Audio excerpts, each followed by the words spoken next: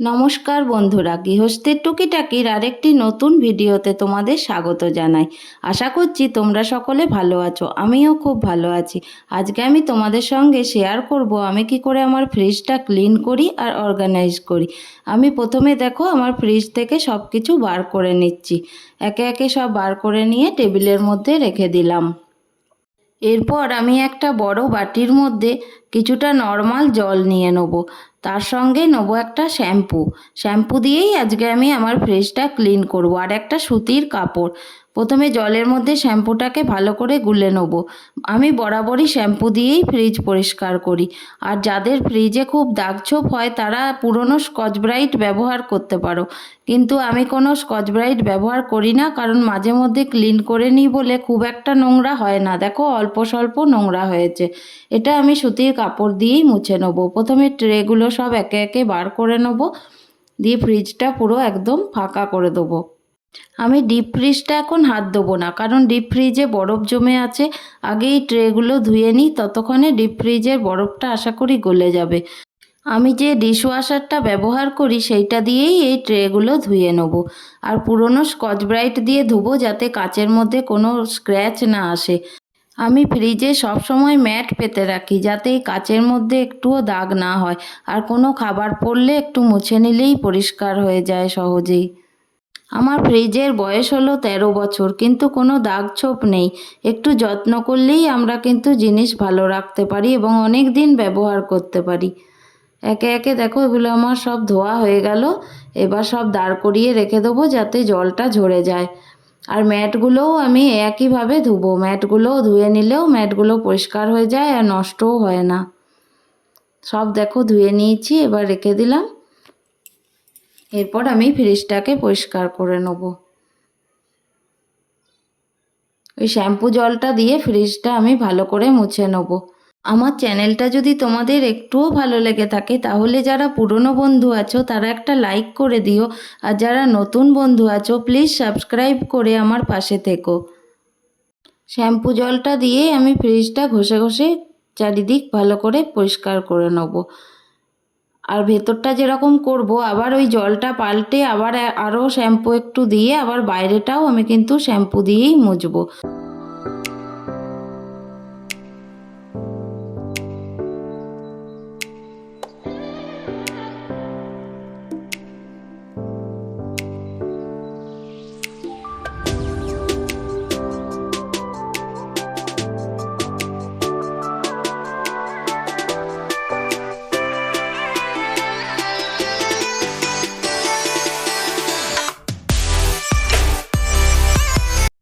ভালো করে মোছা হয়ে গেছে। এবার আমি জল পাল্টে সেই জলের মধ্যে অর্ধেক লেবুর রস দিয়ে আবার গোটা ফ্রিজটা মুছে নেব।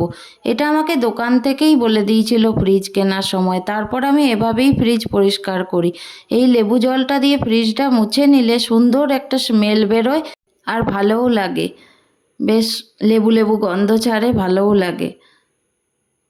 আর বাইরেটাও আমি দেখো শ্যাম্পু জল দিয়ে মুছে নেবো। শ্যাম্পু জল দিয়ে বাইরেটা মুছলেও বেশ চকচক করে।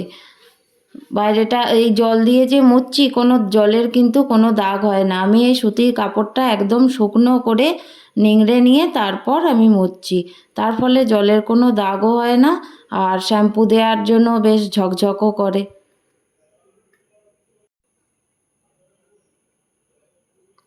গোটাটা মুছে নেওয়ার পর দেখো এবার ফ্রিজটা কি সুন্দর পুরো ঝকঝক করছে একদম।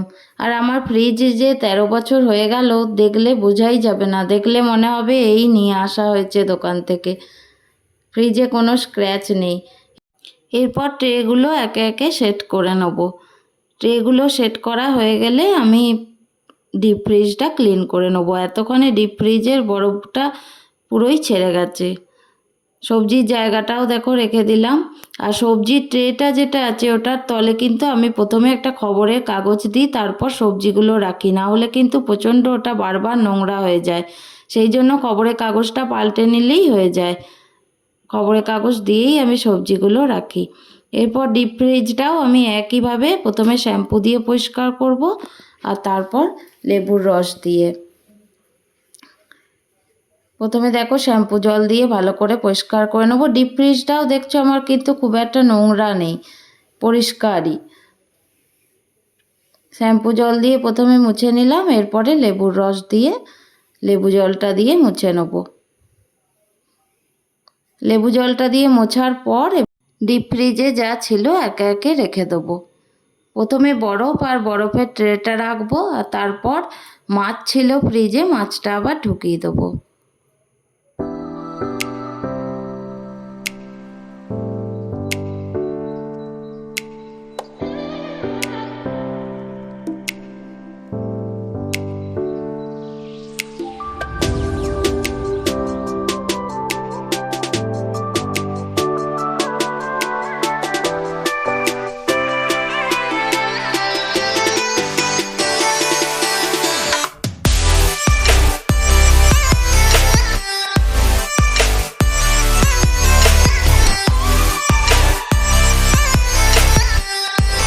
এরপর ম্যাটগুলো একে একে পেতে নেব। এই ম্যাটগুলো আমি মিশো থেকে নিয়েছিলাম। এই ম্যাটটার সাথে একটা ছিল ফ্রিজের হ্যান্ডেল কভার আর ফ্রিজের টপ কভার ছিল। তিনটে ম্যাট, হ্যান্ডেল কভার আর টপ কভার একসঙ্গে সেট ছিল। এরপর আমি ফ্রিজটা একে একে আবার সব গুছিয়ে নেব। দেখো আমি কাঁচা লঙ্কাগুলো বোটা ছাড়িয়ে এইভাবেই আমি টিফিন কারির মধ্যে ভরে রাখি। আর আদাটাও আমি একটা কন্টেনারের মধ্যে রাখি, তার মধ্যে দুটো লেবু ছিল সেটাও রেখে দিলাম। এগুলো এভাবে গুছিয়ে রাখলে ফ্রিজটা দেখতেও ভালো লাগে, নিতেও আমাদের সুবিধা হয়। দেখো টমেটোগুলো একটা ঝুড়ির মধ্যে রেখে দিয়েছি, তার ফলে যখন আমরা ব্যবহার করি আমাদের খুবই সুবিধা হয় আর হাতের কাছে সবটা আমরা পেয়েও যাই। আর খেজুরটা আনার পর আমি কিন্তু প্লাস্টিক থেকে এই কাঁচের জারের মধ্যে ভরে রাখি। আর চারমগজে বড্ড নষ্ট হয়ে যায়, তাই চারমগজ আমি দেখো ফ্রিজের মধ্যেই চারমগজ ভরে রাখি। ছোলা মটর যেগুলো পোকা লাগে সেগুলো আমি ফ্রিজেই রাখি। আমসত্ত্ব ছিল, আমসত্ত্বটাও আমি টিফিনে ভরে ফ্রিজের মধ্যে রেখে দিয়েছি। ছোলা মটর পোস্ত এগুলোতে কিন্তু পোস্ত পিঁপড়ে ধরে আর ছোলা মটরে প্রচণ্ড পোকা হয়, তাই আমি এগুলো সবসময় ফ্রিজে রাখারই চেষ্টা করি। আর মাঝের যে তাকটা সেটার মধ্যে আমি রাধা খাবার কিছু থাকলে সেগুলো রাখি।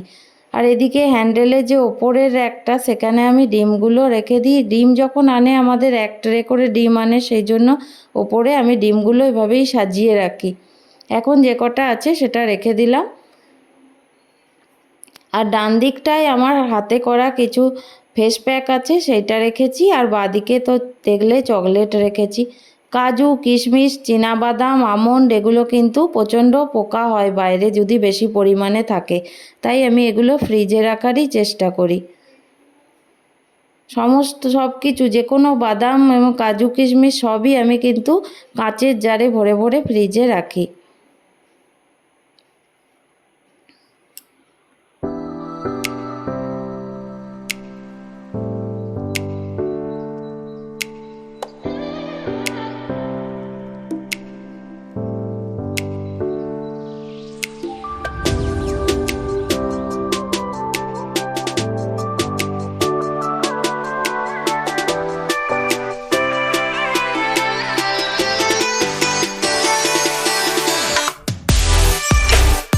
এরপর নিচের তাকটায় দেখো কাজু কিশমিশ Glucon D soya sauce chilli sauce, তারপর গোলাপ জল কেওড়ার জল বিরিয়ানি মশলা সব আমি এখানে রাখি।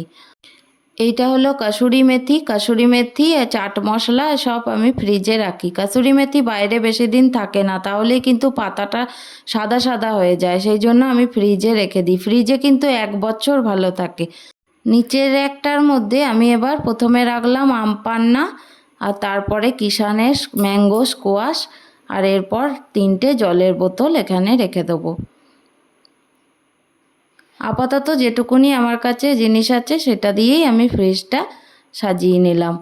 ফাইনালি কেমন দেখতে লাগছে তোমরা আমাকে কমেন্ট করে জানিও। আবার তোমাদের সঙ্গে দেখা হবে নতুন কোনো ভিডিওতে নতুন কিছু নিয়ে।